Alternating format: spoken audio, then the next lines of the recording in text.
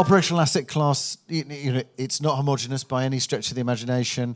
There's a lot to focus on. But Henning, I mean, maybe let's start with you, just in terms of, I suppose, what are the key things for you in terms of achieving, let's say, operational excellence? What are the important things that drive excellence, I guess, for you?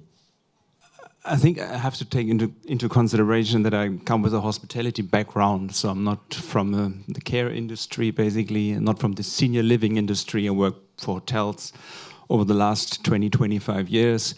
Started with luxury hotels and then worked for a boutique lifestyle design hotel group. And this is something I guess I carry into the embassies of good living, as the hotel and hospitality industry underwent a lot of changes over the last 20, 25 years, away from a bed and breakfast to experience. And I think that's paramount to the embassies. And that's the way we want to create and tell a new story around how we all have to grow old. So not to look at it from the end, but to start in the beginning of that last chapter of our lives, basically. So it's a little unfair advantage, I would guess, because we are not starting with a care home and with all the needs actually we have there, but with the overall hospitality experience as such. But we believe that it's time to change that narrative, how we're all growing old. And yeah, that's my perception of that question, my answer. Okay, good. And I wanted to pick up a little bit in terms of that hospitality side, and particularly, I guess, things like quality of life, which I mentioned earlier. How does that play into it in terms of the approach that you're taking to project? Yeah, I mean, basically, quality of life is ageless, and the baby boomer generation, people at the age of 50, 55, 60 now, they expect something completely different from my grandfather and my grandmother, who are actually in a retirement home at the moment. And I think this is extremely important to listen to these huge group of people on the one hand. On the other hand, we see a massive potential to concentrate on that sort of age group of 60 or 65 instead of 80 or 90, which is, I think, very, very used and common for all of us. But there is actually literally no alternative for people at that age group to move or to leave their homes, their big apartments and houses. So this is actually where we try to create a new story around that sort of senior living product we are trying to create. Okay, good. And it'd be interesting to get your perspective, when we're looking, I mean, there was a mention already there from Frederick in terms of affordability, but also service. How do you build that in, I guess, in terms of, trying to get operational excellence? How important is the original design, the concept around it, important in delivering that ultimately? Well, quite important indeed, since floor planning, building design really plans also the level of care and support for the people living into it. So there's a lot of data and research for people with dementia, for elderly, for people in general, how space can affect their well-being and health. And if you incorporate that in building design or even landscaping and social structures in cities, you can achieve a lot, also in terms of care providing. Okay, good. And I'll come back to that in a bit as well. Tim, might be interesting just to pick up with you. I guess for those who don't know, just explain a little bit more about the platform and also what your perspective is on this in terms of, creating and helping promote that operational excellence. Yeah, thank you. So I'm with Henning that I don't come from the senior housing or healthcare sector. I come from disability sector. In this regard, we do have quite a few things in common. And we both worlds are joining. There's more and more people with disabilities that age and that need to find also a place and that have different expectations. Where we do differentiate is that 25 years ago, the people with disabilities got together and had a UN convention on the rights of persons with disabilities, and that changed our world. All our services had to change. We could not do institutional care anymore. We had to adapt. And that will happen to you. As was said, boomers are different, and there will be more and more push for their own rights. We work with the University of Salamanca on an index of quality of life.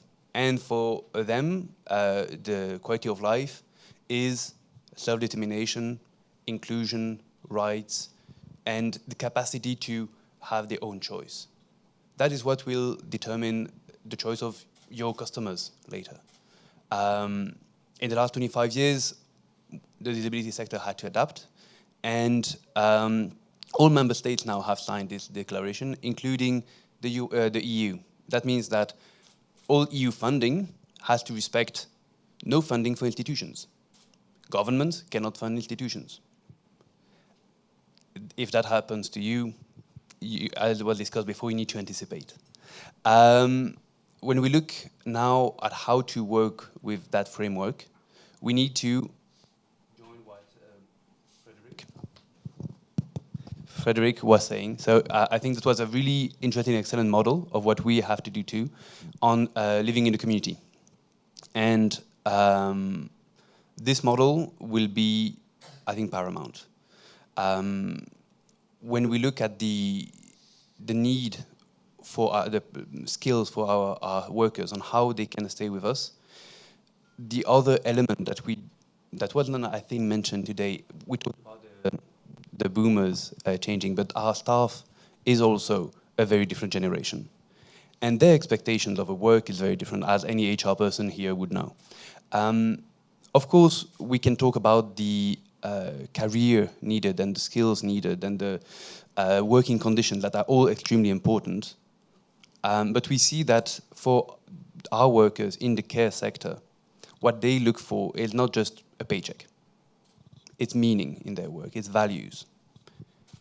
And if we just look at, this is a business, we're making it for the money, and we're looking at how many people we can support, that will not bring them meaning or value. We have to look at how to enable them, to make them participants in the care, and to give them the liberty and the power to feel that their work has value and that they are enabler of the rights of the people they work with. Not just caring for them, but making sure that they can enjoy their own rights and grow. Okay, and that's interesting. And how long was that transition? Because that will be an interesting thing, I think, for this market as well and this sector as well. So what led to that transition and how quick was it? Was it over 2 years or over 10 years or? We're still doing it, okay. So 25 years and going. It always depends on external factors. If you look at Portugal, they had economic problems. And so they said, well, actually, the best economic way to do it is community-based services. It's cheaper. And so they had a complete change of system 25 years ago, much sooner than France, Germany, who have more resources. It was not an issue of resources. Likewise, we see in Eastern Europe, also they have limited resources, but also they had a part of institutions. They have huge institutions. There, they had to look at, okay, we have to move away from that. We can start from scratch, and then we can move forward.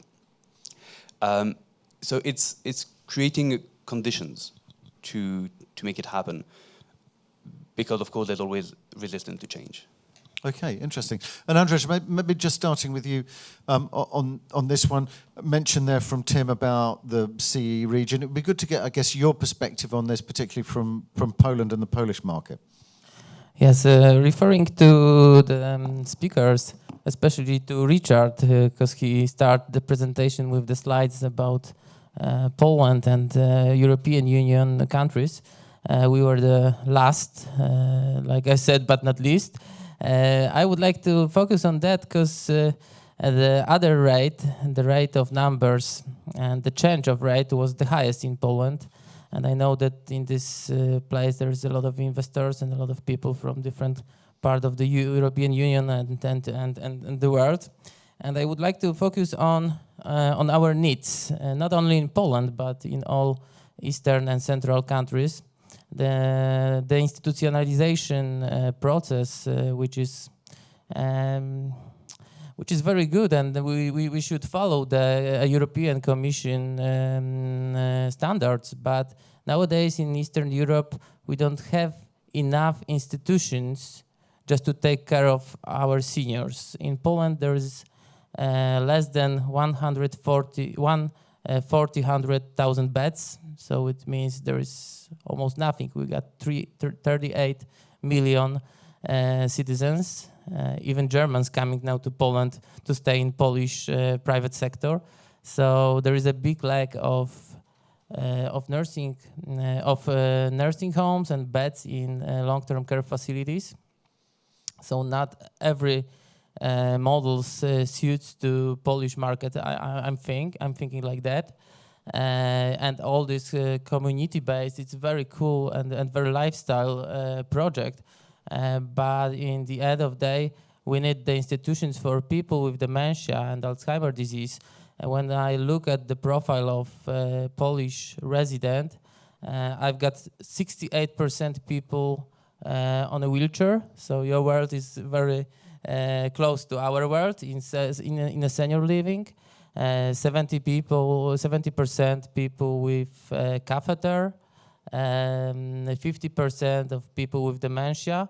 So nowadays we should focus on these medical nursing homes, especially in the countries like Poland, because after Corona crisis we got big lack of such a professional nursing homes.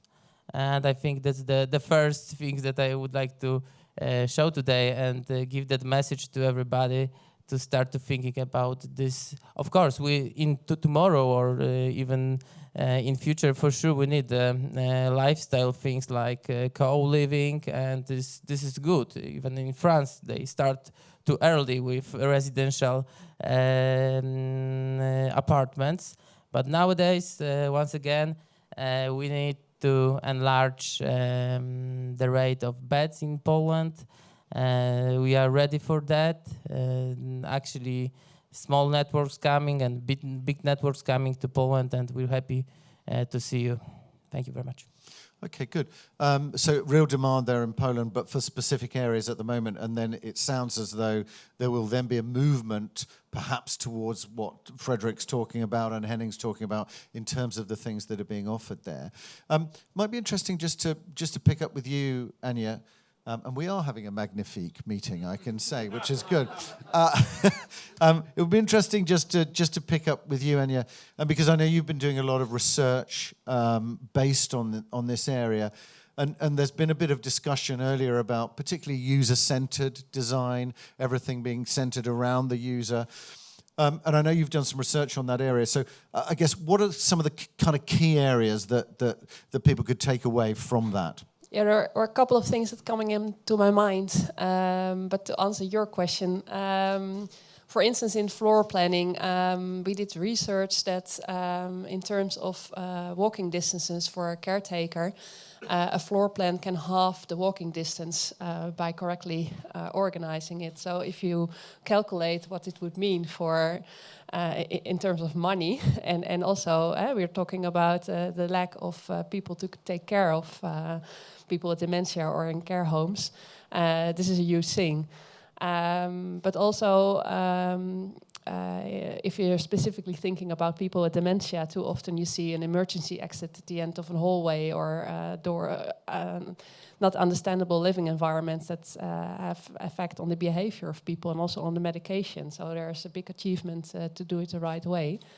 But I'm also thinking about this large group of aging people, the 55 and so on group, that are leaving the big homes and searching for something else. I think it's also about variety and diversity, because it is quite a broad group.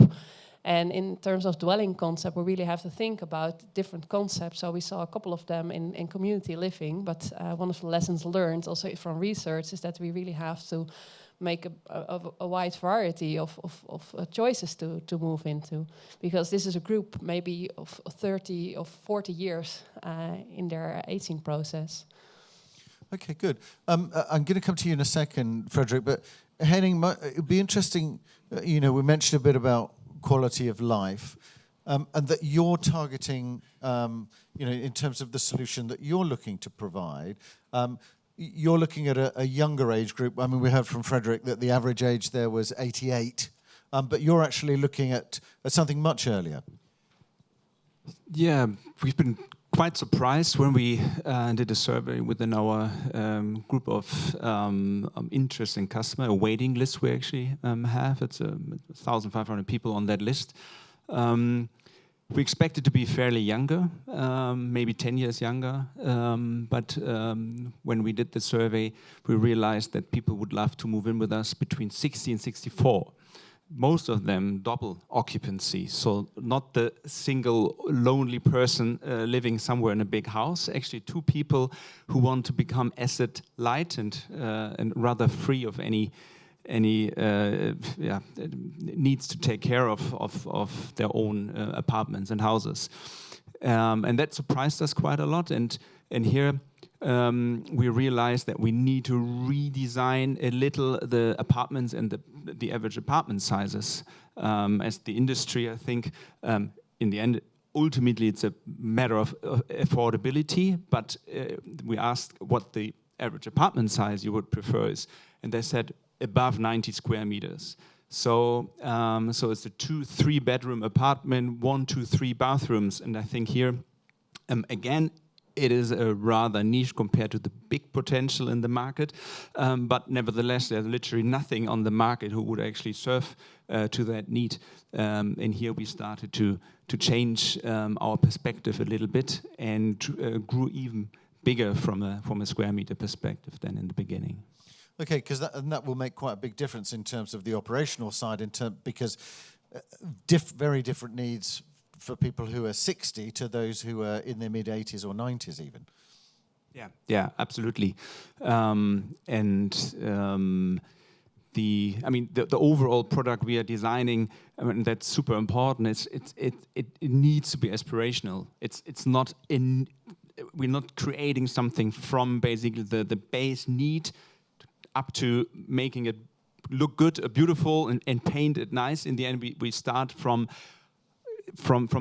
we have the perspective that people need to be pulled in, and they come out of their own will. They're not going to be carried into the building by the kids, which is, I think, very often the case. And for that sort of purpose, we need to rethink everything, more or less. And that's why that sort of hospitality and hotel perspective comes into the game, how we look at the ground floor, at the location. We go very central in order to prevent the embassies to become a gated community. So that sort of cross and generational exchange is super important, but only works if you go into a downtown location, which is not very cheap, as you all know, in bigger cities. But the ground floor is paramount. The activation of the ground floor, not necessarily for the 50 to 80 people living with us, but for the street, for the quarter, for the city.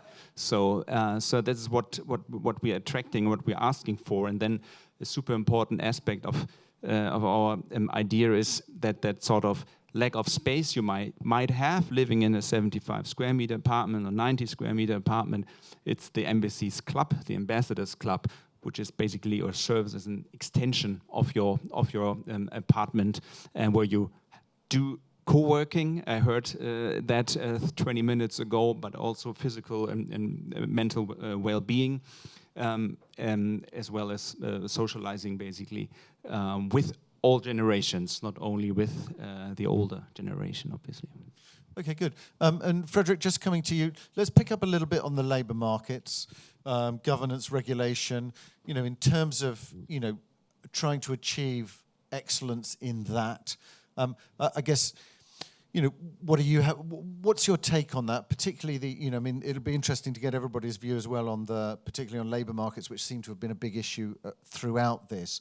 But what's your take on that? And what are you seeing? I guess particularly in France, but also in other areas that you're working. Yes, maybe I will answer with example of Germany regarding regulations, because in the first panel it was asked, is the level of regulation right? Basically, don't we over-regulate or do we under-regulate? I think the example of Germany is inspiring because basically Germany is a federal state, so you have not one regulation. You have 16 lenders, and so you have 16 different regulations. If you look in the details of the regulations, it's really, to say the least, complicated. In Baden-Württemberg, you will not be allowed to build a single room anymore. In Bavaria, you will be allowed to keep your double rooms up to 2036. I could go to the 16 lender. It's quite complicated. Then the Germans, having good intentions, of course, because regulations. You have always good intentions to regulate. The Germans said, look, if you cannot find the staff, you cannot accommodate people. So you have to stop. It's called a Belegungsstopp in German. And so you cannot fill your nursing home, even if you have a waiting list of 100. You cannot, you don't, you just cannot. It's not authorized to accommodate the people if you don't have the adequate staff. And of course, it's the chicken and the egg, because if you don't have enough staff, you cannot have occupancy right. So you cannot have a proper turnover, because at the same time you have to pay for the chief nurse, so you have to pay for the head of the nursing home, you have to pay for the caregivers, etc. So your fixed cost based in all hospitality models is high. And it explains exactly why today you have a wave, it has been said, you have a wave of operators going bankrupt. It's just government made. We can blame, of course, sometimes we are blaming the investors or the owners being too greedy, with the rents. But it's just a really partial, little explanation. Most of the case is a regulation made. Also, why, if you ask yourself, why are we in this situation? Why don't we have enough staff? You must imagine that since the 1970s or 1980s, in most countries, the governments have designed some quotas for doctors, for nurses, for all the health professions. Why? Because the logic was to say, look, we have more and more spendings in healthcare. Because it's public spending, we cannot spend too much. So by regulating the number of doctors and nurses, etc., we'll regulate the healthcare spendings. But as you know, if you have done economics, health is a luxury good. So if you increase your income, you will like just to spend more in healthcare. So regulation is certainly good at certain level and in certain countries and in certain level of maturity of the markets, but it can do also a lot of harm. So it's just it's two sides of a coin. Okay, when the situation is like this, what can we do? We have to train people. And we have to make the acceptance of our training also in each country, so that the on-the-job training of a caregiver can become a nurse if she has sufficient job training, sufficient experience, and the complementary background in order to get a real nurse recognized diploma. So once we have made this, I think we will do great in order to increase the level, the quality level, and also the staff in healthcare. So I think it's a crucial thing. Within operators, we have our Clarion University in order to train these people. We aim to have 50% of healthcare staff who comes from our own university. So I think the operators will have to do that. So train, of course, retain. So propose a sufficiently attractive package and working conditions. So that's basic in the industry. But if we do that, we may solve at least a good part of staff shortage that we have. Okay, interesting to see that you're training yourself. In fact, you know, yourself to be able to create that. Aside from stealing the people that Frederick has already trained, I guess what initiatives are you seeing there? Are there different initiatives in Poland, Andres? What's the situation? Actually, Frederick said good words about the Germans, and they do a lot of good works. But for sure, I have to come back to the bad times in the Corona crisis, when they stopped caregivers from non-medic caregivers from Ukraine, and this was big crisis. That's why we have them now in Poland, and a lot of workers. The other bad situation, and we are not happy about the war, but we are happy that we got big migration of Ukrainian now in Poland. More than 2 million people came to Poland now. It's still not enough in numbers of people who would like to work in the sector, but they are occur in our system, and they are working in Poland in sector of long-term care as well. So we need some more for sure. Like everybody, I think is in para-European and I think global challenge to find good employees in our sector, but we have to think globally where to find them and how to educate them in our countries to have them more. I just wanted to pick up very quickly before we sort of head towards lunch. Annie, you said that you got some other things you were thinking about, but you were going to answer my question instead. But I'm very interested to hear what it was that you were thinking about.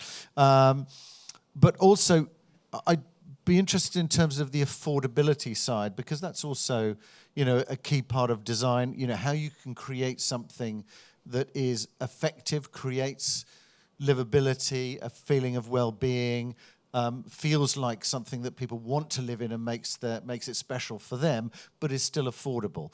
How much of a challenge is that? It can be a challenge, but it is the way you look at the business case. So if you only see at the business case as real estate and looking at the pile of stones, then it's just the Excel sheet that's next to it. But if you look of the outcome of and the impact it has on the users, and in that sense, that's quite hard to grasp in the Excel sheet and in the numbers. So the social impact, we should see how we can integrate that in the numbers to make it work. And we see from our project that if you be creative with the budget and also with the investments, there's quite a lot of possibilities within it. It's really about implementing the research and the knowledge, because a lot of things doesn't really cost extra money. It's just about the way you think about it or the way you design it. And we should share this knowledge and best practices and examples to get ahead and upfront with it.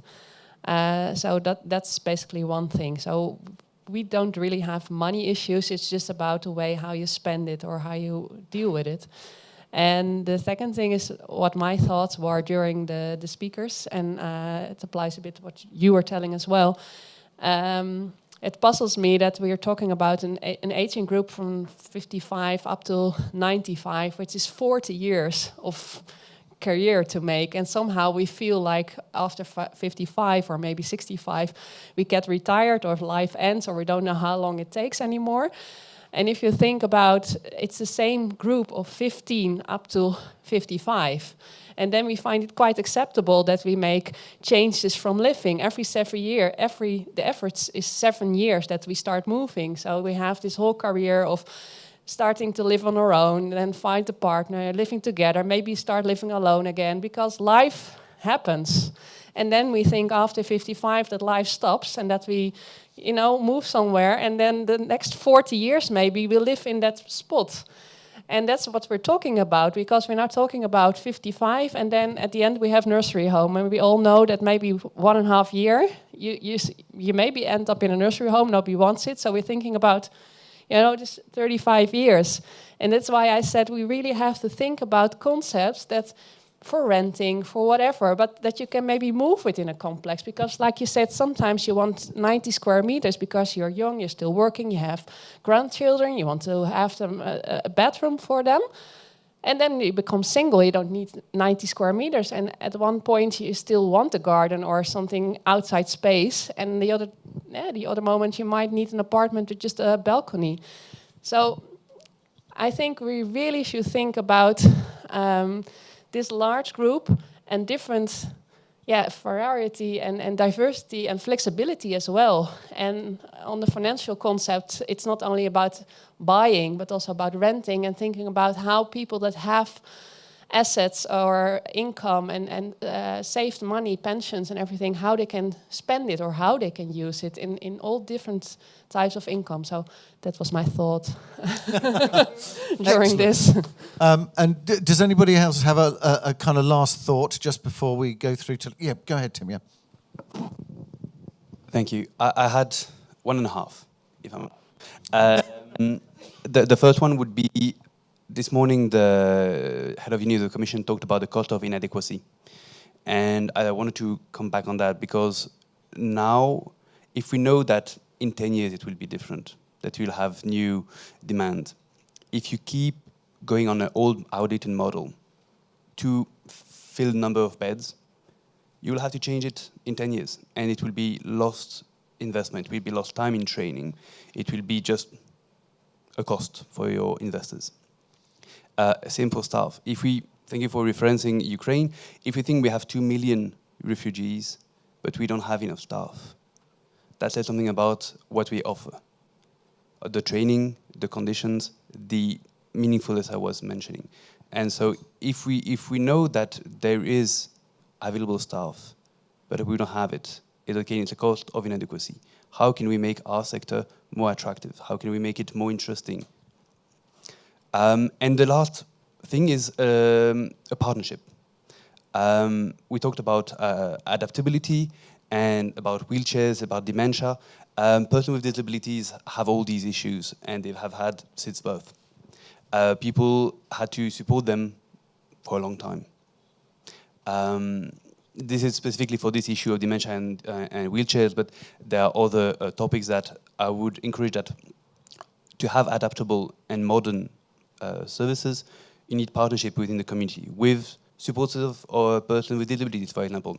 In the community, in the municipality, there probably is a service for persons with disabilities that would have expertise on how to design the building to be accessible, or how to provide a service, how to support a person with a specific need that would come to your service that you never had faced before, because everyone is different and has their own issues. So, partnership.